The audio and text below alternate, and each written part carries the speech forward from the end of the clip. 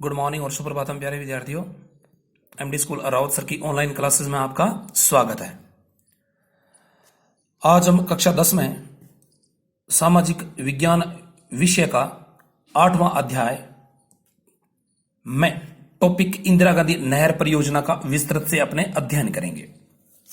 तो चलिए, सबसे पहले मैं आपको बता देता हूं कि इंदिरा गांधी नहर परियोजना का जो श्रेय जाता है वो जाता है तत्कालीन यानी उस समय के तत्कालीन महाराजा बीकानेर के गंगा सिंह को, और इस नहर के जो जनक थे या इस नहर की जो योजना तैयार की थी वो थे तत्कालीन इंजीनियर कंवर सेन।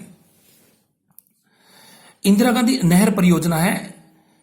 इस इंदिरा गांधी नहर को प्रारंभ में राजस्थान नहर के नाम से भी जाना जाता था, लेकिन 31 अक्टूबर 1984 ईस्वी को जब इंदिरा गांधी जो तत्कालीन प्रधानमंत्री थे उनकी जब डेथ होगी तो उसके बाद 3 नवंबर 1984 ईस्वी को इस नहर का नाम जो है वो इंदिरा गांधी नहर कर दिया गया था, और इस परियोजना का नाम जो है वो इंदिरा गांधी नहर परियोजना जो है वो कर दिया था।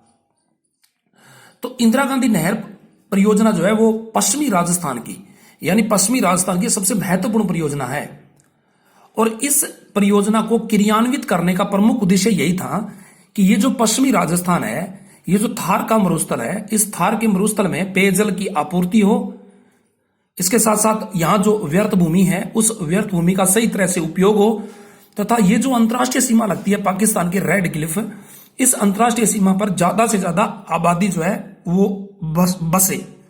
तो एक बार मैं आपको पुनः बता देता हूं कि इस नहर को बढ़ाने का जो सुझाव दिया था सबसे पहले वो 1948 ईस्वी में 1948 ईस्वी के अंदर बीकानेर के तत्कालीन जो इंजीनियर हुआ करते थे कंवर सेन, उन्होंने दिया था।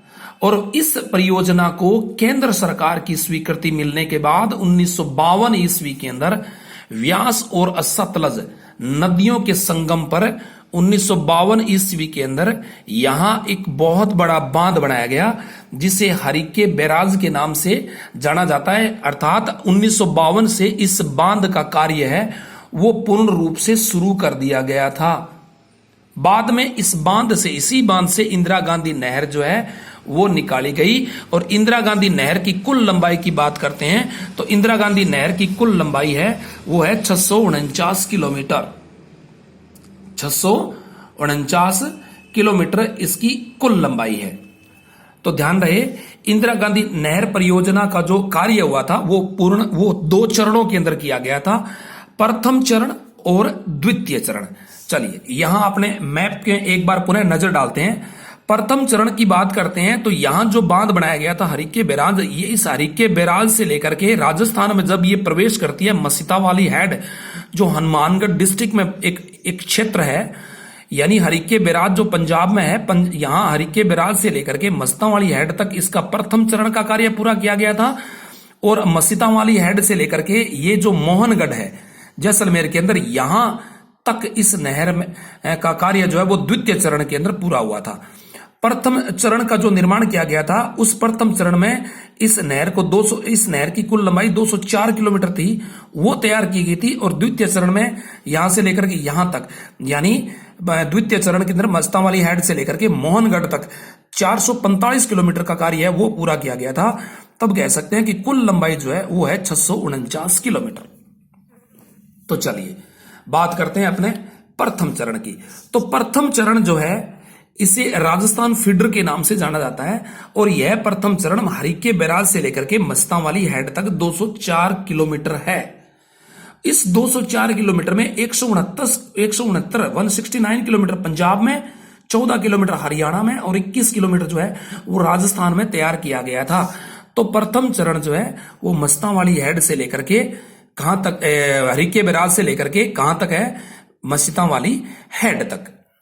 अब अगर अपने बात करते हैं द्वितीय चरण की, तो द्वितीय चरण, प्रथम चरण का नाम राजस्थान फीडर, तो द्वितीय चरण का नाम मुख्य नहर। द्वितीय चरण जो है वो मस्ता वाली हेड से लेकर के कहां तक है, मोहनगढ़ तक है, मोहनगढ़ यानी जैसलमेर तक। और मुख्य नहर पूर्णतः राजस्थान में है, ध्यान रहे, मुख्य नहर जो है वो पूर्णतः राजस्थान में है, जबकि ये जो प्रथम चरण के अंदर राजस्थान फीडर है इसका भाग जो है वो पंजाब में भी है, हरियाणा में भी है, पंजाब में भी है और हरियाणा के अंदर भी है। यहां हरियाणा। तो चलिए अब अपने बात करते हैं आगे की। अंतिम बिंदु जो है वो माना जाता है कौन सा, मोहनगढ़ तक का। ये 10th की जो बुक है उसके अंदर अंतिम बिंदु मोहनगढ़ दिया हुआ है, जबकि वैसे तो अंतिम बिंदु है वो गडरा रोड बाड़मेर में माना जाता है, क्योंकि मोहनगढ़ से एक उपशाखा निकाली गई थी बाबा रामदेव उपशाखा के नाम से। पहले इस उपशाखा का नाम था बरकतुल्ला उपशाखा, लेकिन बाद में इसका नामकरण बाबा रामदेव उपशाखा जो है वो कर दिया गया। तो वैसे तो अंतिम बिंदु मानते हैं गडरा रोड को, ये गलत नहीं है, ये बिल्कुल सही है। आप गडरा रोड भी लिख सकते हो और मोहनगढ़ भी लिख सकते हो, ध्यान रहे। तो इस मुख्य नहर से, ये जो मुख्य नहर निकाली गई यहां से लेकर के यहां तक, इस मुख्य नहर से मरुस्थलीय भाग को सिंचित करने के लिए यहां से 7 लिफ्ट नहरें निकाली गई।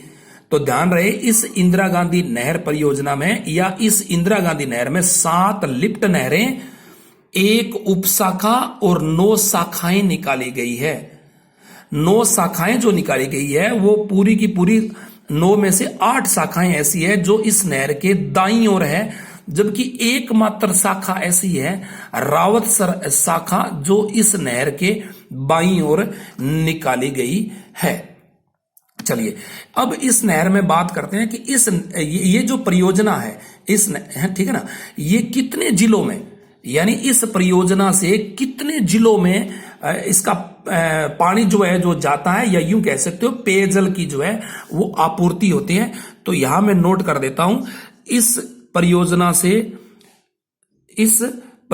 से 9 तो टोटल जिले आ गए, यानी 9 जिले कौन कौन से हैं, हनुमानगढ़, गंगानगर, झुंझुनू, चूरू, नागौर, बीकानेर, और ये आ गया यहां पे जोधपुर, बाड़मेर, और इधर आ गया कौन सा, जैसलमेर। ये टोटल 9 जिले, 9 जिलों के अंदर, 9 जिलों के अंदर, और इन 9 जिलों के 29 कस्बे, 29 कुल कितने आ गए कस्बे, और 3,461 गांवों को इस परियोजना से पेयजल की आपूर्ति होती है। ठीक है ना। चलिए अब इसके अगर प्रभाव की बात करते हैं कि इस परियोजना का मुख्य क्या क्या प्रभाव पड़ा था, तो इस इंदिरा गांधी नहर के द्वारा 17.41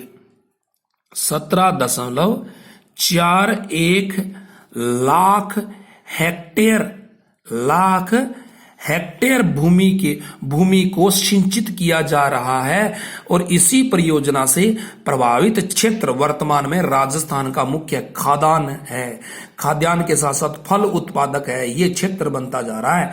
और इसी नहर से कृषि उपज में भी वृद्धि हुई है, अकाल पर रोक लगी है, विद्युत उत्पादन भी किया जा रहा है, मत्स्य उद्योग भी विकसित हो रहा है, यातायात विकास का भी विकास हो रहा है, और ध्यान रहे रेगिस्तान के प्रसार को फैलने से रोका है, और वृक्षों के विकास जैसे ये बहुत सारी दशाएं उत्पन्न हुई है, और इन्हीं दशाओं के कारण राजस्थान का यह मरुस्थलीय भाग जो है वो एक आबाद प्रदेश जो है वो बन गया है।